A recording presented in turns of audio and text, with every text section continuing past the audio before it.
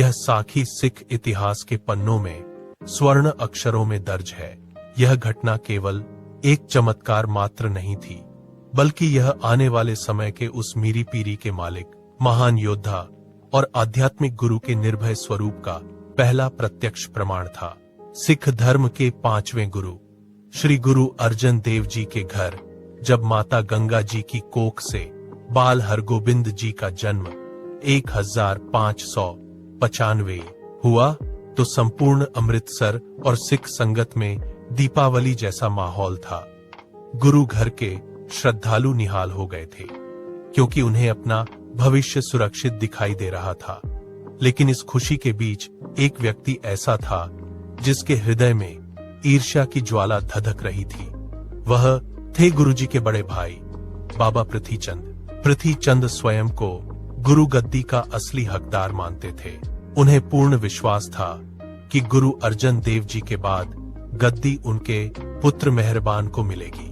परंतु बाल हरगोबिंद जी के जन्म ने उनकी महत्वाकांक्षाओं पर वज्रपात कर दिया। पृथ्वीचंद ने अपनी कुटिल बुद्धि से यह निष्कर्ष निकाला कि यदि बालक जीवित रहा तो मेहरबान कभी गुरु नहीं बन पाएगा। इसी अंधी ईर्ष्या के वश होकर उन्होंने बाल गुरु जी को खत्म करने के लिए कई घातक साजिशें रची। पृथ्वीचंद ने इससे पहले भी बाल गुरु जी को जहर देने या उन्हें नुकसान पहुंचाने की कई नाकाम कोशिशें की थीं। तो उसने एक और भी भयानक योजना बनाई। उसने एक अनुभवी और लालची सपेरे को बुलाया। पृथ्वीचंद ने उस सपेरे को अपार धन, दौलत और जमीन का लालच देकर एक ऐसा विषैला काला नाग लाने को कहा जिसका जहर इतना तीव्र हो कि काटते ही क्षण भर में प्राण पखेरु उड़ जाएं। सपेरे ने लालच में आकर एक अत्यंत क्रोधित और जानलेवा नाग को एक मिट्टी के मटके में बंद किया। पृथ्वीचंद का निर्देश स्पष्ट था, इस मटके को वहां ले जाओ जहां बालक खेल रहा हो और किसी तरह उसे उकसाओ कि वह इसे खोले। एक दिन जब दोपहर का समय था, बाल हरगोबिंद जी अमृतसर के आंगन में अपनी आयु के अन्य बालकों के साथ खेल रहे थे। उनकी आयु उस समय बहुत छोटी थी, लेकिन उनके चेहरे पर एक अलौकिक तेज और निडरता हमेशा विद्यमान रहती थी। वह सपेरा वेश बदलकर मटका लिए वहां पहुंचा और मौका पाकर बाल गुरुजी के बिल्कुल समीप बैठ गया। सपेरे ने बड़ी चालाकी से मटके का मुंह खोल दिया। जैसे ही ढक्कन हटा, अंदर से एक विशालकाय काला नाग फुंकारे मारता हुआ बाहर निकला। उस नाग की फुंकार इतनी भयानक थी कि आस पास खड़ी दासियां और सेवक भय से कांप उठे। सबकी चीखें निकल गईं और लोग इधर उधर भागने लगे। सबको लगा कि अब अनर्थ हो जाएगा, क्योंकि वह नाग सीधे बालक की ओर लपका। लेकिन वहां मौजूद हर व्यक्ति उस समय स्तब्ध रह गया जब उन्होंने देखा कि बाल हरगोबिंद जी के चेहरे पर डर का एक भी निशान नहीं था।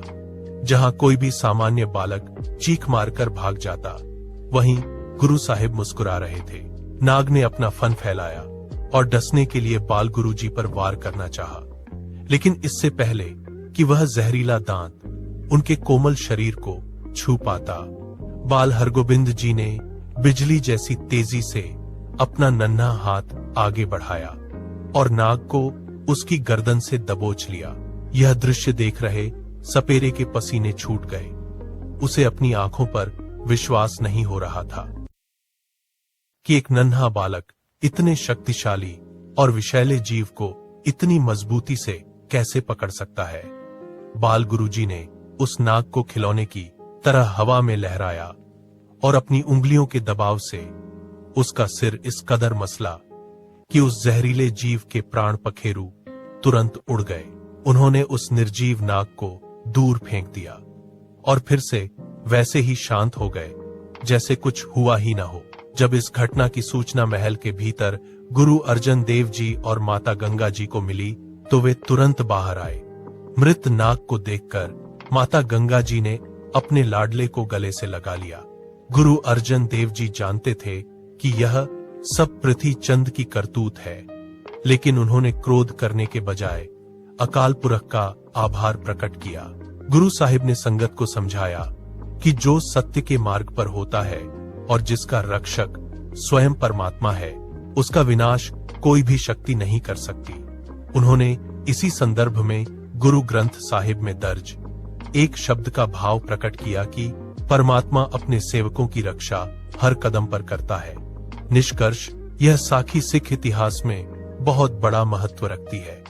यह घटना दर्शाती है कि गुरु हरगोबिंद साहिब जी का जन्म केवल माला जपने के लिए नहीं, बल्कि तलवार उठाने और जुल्म का सिर कुचलने के लिए भी हुआ था। जिस प्रकार उन्होंने बाल्यकाल में सांप का सिर कुचला, उसी प्रकार युवावस्था में उन्होंने मुगल साम्राज्य के अन्याय और अत्याचार के खिलाफ मीरी और पीरी की 2 तलवारें धारण की और 4 युद्ध जीतकर धर्म की रक्षा की। आज भी यह साखी हमें संदेश देती है कि निर्भयता ही एक सिख का असली आभूषण है। यदि विश्वास अडिग हो और मन में परमात्मा का वास हो, तो दुनिया का कोई भी नाग या नकारात्मक शक्ति आपका अहित नहीं कर सकती।